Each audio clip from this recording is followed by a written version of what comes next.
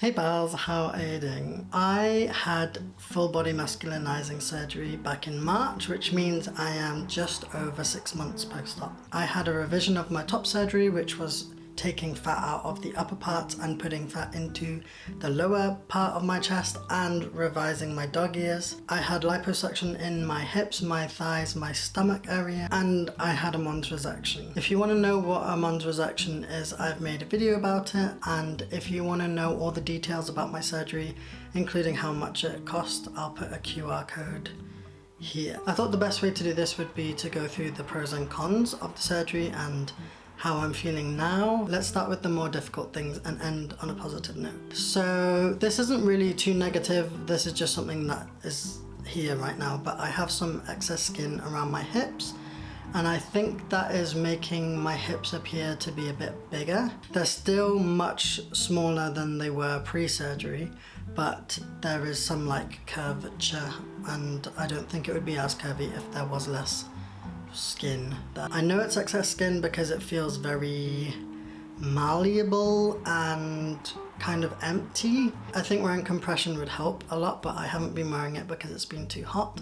I might start wearing it again. Speaking of compression, the garment that I wore was full body, shorts to shoulder, and the shorts kind of stopped midway up my thighs, and I don't know why they did that, but it has left like a permanent dent in my thighs. I don't know if that'll go away over time, but I have like creases halfway up my thighs when I like cross my legs or like squat, if that makes sense. It's not super noticeable to other people, but it's just one of those things that I wish wasn't there. I know it was from the compression because when I was wearing compression I could feel that the swelling was a lot bigger on my lower thighs where I didn't have the compression, and there was already a dent kind of forming, but over time it's gone down, so it's just left like a crease. Maybe this is just a point for compression garment makers, like make your shorts longer, please. Another thing which hasn't really changed, and I mentioned in the beginning, was that my scars have stretched a lot. It's not something I'm that bothered about, but they feel a bit fragile. I would maybe get another revision, I'm not sure. I think the cause of it was using silicone strips too soon. I've heard that that can make these scars weaker and then stretch more. I try not to dwell on it too much, but I am like, oh, this is my revision and it's stretched again. My mons resection scar goes from hip to hip and it still feels quite firm. I've tried to massage it a bit, but I've also forgotten. Life happens. I don't like remember every day to massage my scar. I also have quite hard scar tissue around my lipo holes, specifically on my thighs and around my hips. They don't hurt, but sometimes I'm just like distracted by their firmness because it's like, why is that there? The last of the more negative things is that I've been battling some difficult thoughts around my body. I have been trying really hard to recover from disordered eating for the last couple of years, and I would say that I'm at a better place than I've been at for a lot of my life. However, having this surgery has made me a bit scared to do things in case I grow back fat on my hips or my stomach. I am conscious about how much I'm working out or how much I'm eating, and I don't want to live like that, but I don't know how gaining weight and losing weight affects the liposuction if it's localized, for example in my hips. I don't think there's enough research in general about the long-term results of surgery, but I'm trying not to be too obsessive over it. Let's move on to the pros.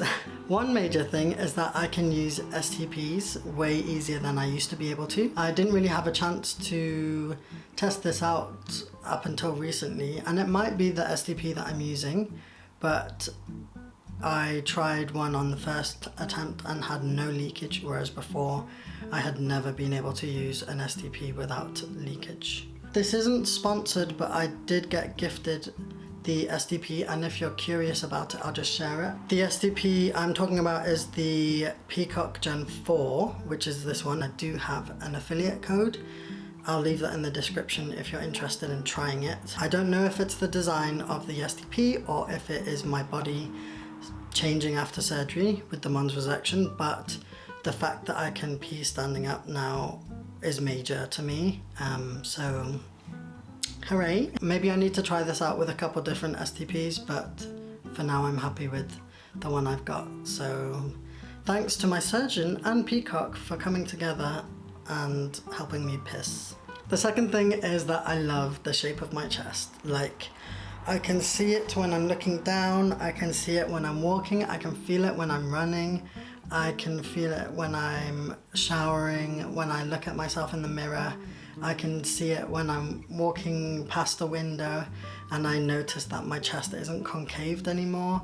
I don't have really uncomfortably tight skin at the top of my chest, and it feels a lot more, I don't want to say natural looking, but it just feels like the way I've always wanted my chest to be. It feels really full in a nice way to me, and it gives me a lot of euphoria. My nipple piercings are still quite visible and they weren't before, so I think that's because of the fullness in my chest. So hooray for titties.